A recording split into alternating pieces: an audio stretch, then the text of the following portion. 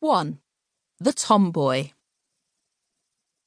This is a deep dive into the tomboy trope and why we need to drown it. I hope you've got your armbands and a snorkel.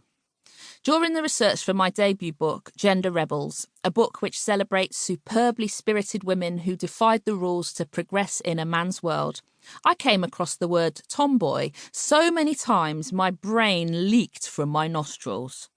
It reared its aesthetically challenged head in both the outdated and updated accounts of my subjects, spanning the centuries and coming right through to modern day, and was always given as an excuse for the women and girls' behaviour and interest in, small vom in mouth, male pursuits.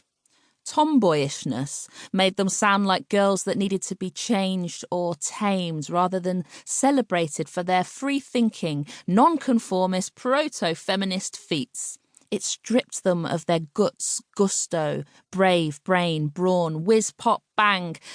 They're hot messes, and yet, confusingly, they're also deemed aspirational because they're into boy stuff. Too much to unpack.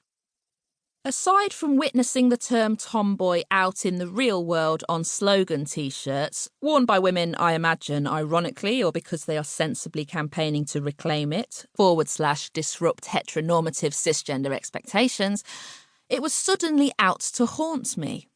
In a post-gender world still being dragged by old-school gender rules, I couldn't even blame the Baader-Meinhof phenomenon for my hearing the phrase repeatedly. You know that phenomenon?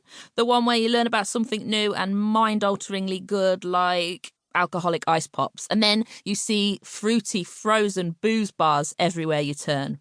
White rum and watermelon is the one, by the way, if you're looking to get wavy. But I digress.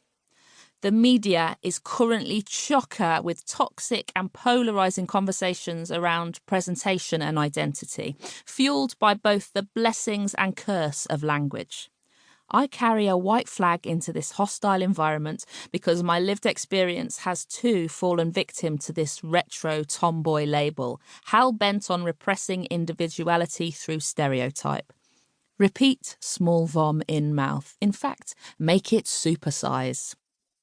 I adored on-screen tomboys growing up because they represented freedom and fun. What was there not to love about Vader in My Girl? She wore her cap backwards and her dungarees grass-stained. She jumped into lakes fully clothed, rode a sick blue bike with streamers on the handlebars and sang do-a-diddy-diddy-dum-diddy-do while her dad embalmed dead bodies. Half my childhood was spent making mud pies and swinging out of trees sporting Teenage Mutant Ninja Turtle shell suits and football shirts. The other was dedicated to ballet classes, bubblegum pink bomber jackets, pigtails and lip gloss, because baby spice. These days, I'm just as hard to pin down as, astonishingly, we none of us are one note.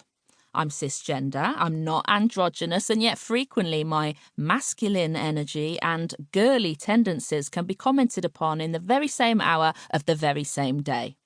To continue to overcomplicate matters, I drink beer through lipstick smackers and, giving the tomboy trope touters a field day, I also fancy women. But more on the tomboy lesbian conspiracy side of things later. The more the idea of girly girls and boyish boys have become polarised over the years, the more maligned the tomboy has become. Gender reveal parties, designed stupidly and solely to announce the genitalia of a fetus, are so destructive that they're literally sparking sweeping forest fires, and yet the world is still fixated on the idea of pink for girls and blue for boys, enforcing it upon them before they've even taken their first breath. The tomboy is most commonly found gallivanting, being physical, opinionated and ambitious. She should be geeking out over sugar and spice and all things nice, but instead she's high-fiving, swaggering, spitting, sliding across the ground on her knees, celebrating goals and breaking rules.